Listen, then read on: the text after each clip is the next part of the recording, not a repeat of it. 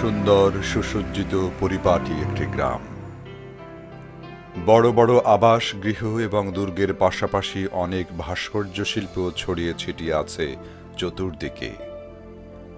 মহান আল্লাহ এখানে বসবাসরত একটি অহংকারী জাতিকে প্রচণ্ড বজ্রপাত দিয়ে ধ্বংস করে দেন।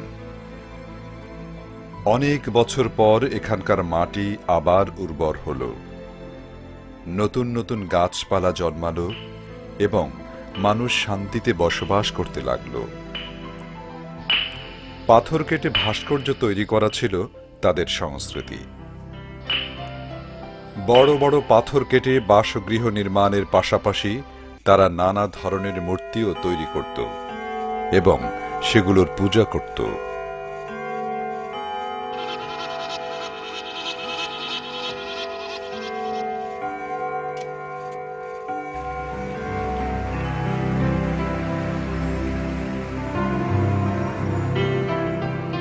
এই একজোড়া উট এবং এদের পিছনে লুকায়িত গল্পটি এবার আমরা জানব।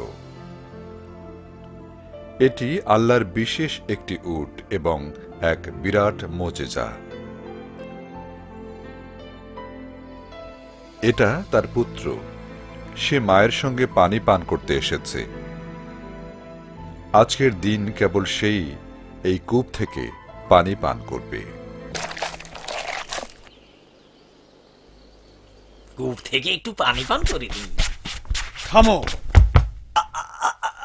তুমি কি পাগল? সরে যাও ওখান থেকে, যতক্ষণ না ওই উটনির পানি পান শেষ হয়। আজকে ওর দিন, আমরা আগামীকাল এখান থেকে পানি পান করব। কেন আমি একই দিনে তার সঙ্গে পানি পান করতে পারবো না? এটা আমাদের কূপ। তুমি কি ঘটনাটি দেখোনি?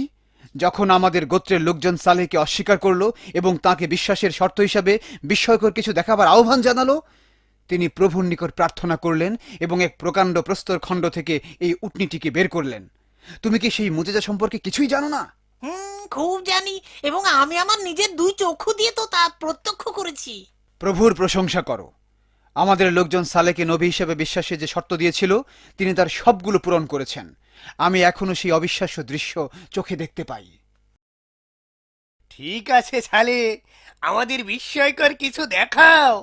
যদি তুমি সত্যিই নবী হয়ে থাকো তাহলে তা প্রমাণ করো। হ্যাঁ, এই পাথরটির দিকে তাকাও। আমরা চাই তুমি এই পাথর থেকে একটি জীবন্ত উটনি বের করে আনো।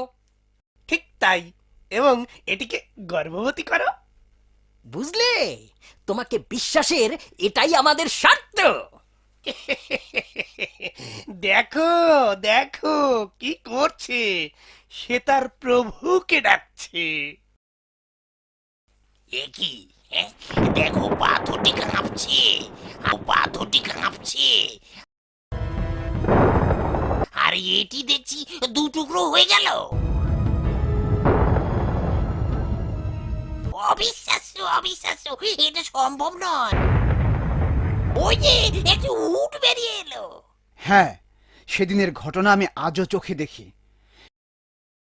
সেদিন আমরা অনেকে আল্লাহর উপর ঈমান এনেছিলাম এবং আমাদের মূর্তিগুলো ধ্বংস করে ফেলেছিলাম। কিন্তু আমি এখনই পানি পান করতে চাই, এবং আমি কিছুতেই এই উটকে একে একে পানি পান করতে দিব না। তোমার অবশ্যই আল্লাহর কাছে ক্ষমা চাওয়া উচিত। তুমি অবশ্যই এই শর্ত সম্পর্কে জানো যে উটনি একদিন পানি পান করবে আর আমাদের গোত্রের লোকজন করবে অন্যদিন। কেন তাকে একে একে পানি পান করতে হবে? এটা আল্লাহর ইচ্ছা এবং তিনি আমাদের ঈমান পরীক্ষা করছেন। এই উটনিটি আমাদেরকে একদিনে প্রচুর পরিমাণে দুধ দেয় এবং সেই দুধই আমাদের লোকজনের জন্য পর্যাপ্ত। হ্যাঁ,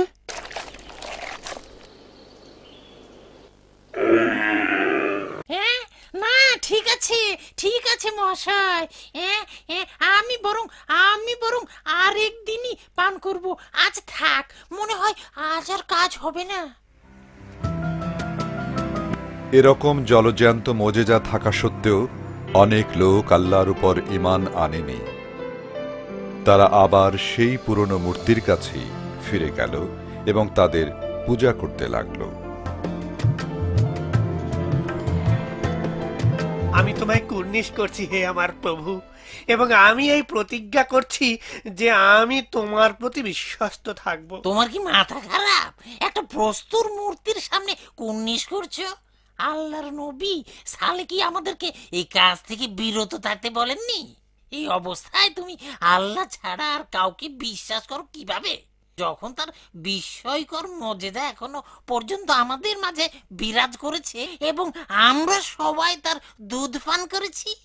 তোমাকে ঘৃণা করার আগেই এখান থেকে চলে যাও। তুমি আমাকে আমার বাপ দাদার প্রভুকে পূজা করা থেকে বিরত রাখছো।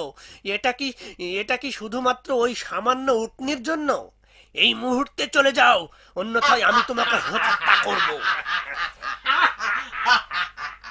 আমার মনে হয় উটনিকে হত্যা করা উচিত, তাহলেই সালের আর কোনো অলৌকিক ক্ষমতা থাকবে না এবং লোকজনও তার চারপাশে ভিড়বে না। তারা আমাদের দেবতাদেরও ভুলে যাবে না। এটাই এখন আমাদের হাতে একমাত্র সমাধান। তারা বিশ্বাসী লোকদের নানা মন্তব্য করতে লাগল, তাদেরকে বিভিন্নভাবে উপহাস করতে থাকল। অবিশ্বাসীরা উটটিকে হত্যা করার কথা ভাবতে লাগল। মোটামুটি একটা সিদ্ধান্ত হয়ে গেল। তারপর তারা একত্রে বসে আলোচনা করে ঠিক করল যে উটনিটিকে হত্যা করা হবে। আমার মনে হচ্ছে এটাই একমাত্র সমাধান। চলো ওটিকে হত্যা করি, তাহলেই সব অলৌকিক শক্তি উঠে যাবে এবং মানুষও তাকে আর বিশ্বাস করবে না। তাকে এবং তার বাচ্চাকে। কেবল তখনই মানুষজন তাকে বিশ্বাস করা থেকে বিরত থাকবে। কিন্তু তাকে হত্যা করবে কে? ওটা তো অনেক বড় এবং শক্তিশালী। সত্যি কাজটা কার দ্বারা সম্ভব? আমি এমন একজন লোকের সন্ধান দিতে পারি। সে হচ্ছে একজন নিষ্ঠুর হত্যাকারী এবং এ ধরনের কাজ করে সে ইতিমধ্যেই তার হাত পাকিয়েছে। সেই একমাত্র লোক যে এই কাজটি করতে পারে। হ্যাঁ, সেই লোকটি হচ্ছে আমাদের নেতা গাদ্দার। আর এভাবে আমরা 9 জন লোক হলাম।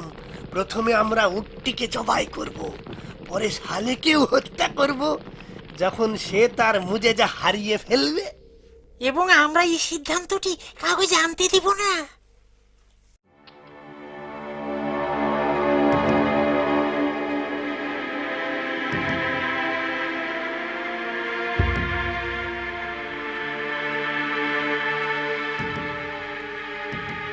একদিন বিশ্রামরত অবস্থায় তারা উটটিকে ছুরি দিয়ে আঘাত করল।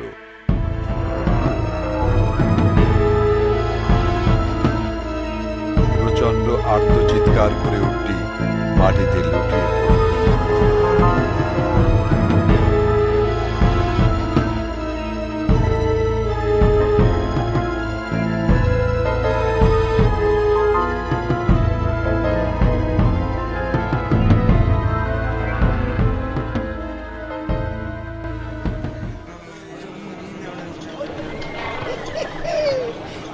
তুমি দেখলে সালে, আমরা উটটিকে হত্যা করেছি। এখন তুমি আমাদেরকে তোমার আল্লাহর শাস্তি দেখাও, যেটা তুমি ইতিপূর্বে বলেছিলে। হযরত সালেহ আলাইহিস সালাম একথা শুনে অত্যন্ত ব্যথিত হলেন, কারণ তার কওমের লোকেরাই উটটিকে হত্যা করেছে। তিনি তাদের বললেন যে 3 দিনের মধ্যে তারা তাদের কৃতকর্মের শাস্তি পাবে। এখন আমাদেরকে শাস্তির ভয় দেখানো কৌতুক ছাড়া কিছু নয়, এবং তুমি হচ্ছ আমাদের মধ্যে সবচেয়ে বৃদ্ধ আর দুর্বল ব্যক্তি। চলে আসো, চলে আসো তোমরা। একে আর কোনো গুরুত্ব দিও না। সে এখন একজন বৃদ্ধ লোক ছাড়া কিছু নয়। এক রাতে কিছু অতি উৎসাহী কাফের গোপনে আল্লাহর নবী সালেহ আলাইহিস সালামের তাঁবুতে প্রবেশ করল তাকে হত্যা করার জন্য। তখন হঠাৎ আকাশ থেকে পাথর বৃষ্টি শুরু হলো এবং এতেই তারা মারা পড়ল।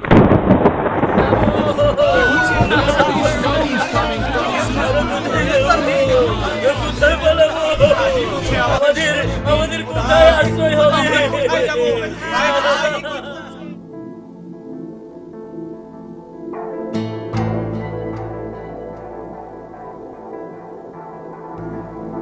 কি হচ্ছে এসব? আমাদের মুখমণ্ডল যে হলুদ হয়ে গেল। আজকে প্রথম দিন আমার মনে হয় সালে যে শাস্তির কথা বলেছিল তা শুক্রিয়া আল্লাহ, আমাদের মুখমণ্ডলের পণ্য আগের মতোই আছে। আল্লাহর প্রশংসা করো যে তিনি শুধু অবিশ্বাসীদেরই শাস্তি দিচ্ছেন।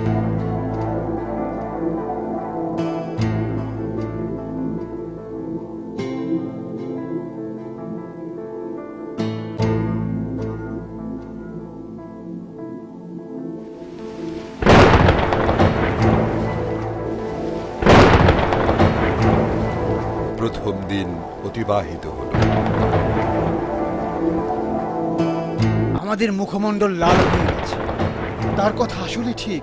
আল্লাহর ক্রোধ হতে সাবধান, তার শাস্তি আসন্ন। দ্বিতীয় দিনও অতিবাহিত হলো। রাতের বেলা তারা আবার একই কণ্ঠে শুনতে পেল যে দ্বিতীয় দিনটি অতিবাহিত হল। পরদিন সকালে তাদের মুখমণ্ডল কালো হয়ে গেল। সেদিন রাতে ছিল চূড়ান্ত সময়সীমা। তারা তখনও একই কণ্ঠে শুনতে পেল যে তৃতীয় দিন অতিবাহিত হল।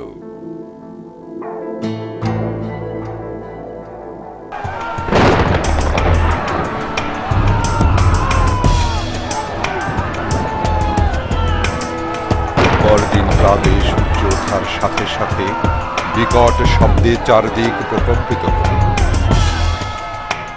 ভূপৃষ্ঠ প্রচণ্ডভাবে কাঁপতে লাগল।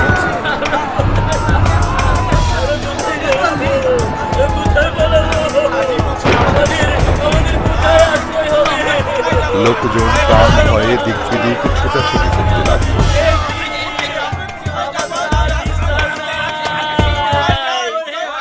খুব শীঘ্রই তারা সব মারা পড়ল। মহান আল্লাহ রাব্বুল আলামিন সালেহ আলাইহিস সালাম এবং বিশ্বাসীদের রক্ষা করলেন এবং সকল অবিশ্বাসীদের ধ্বংস করলেন।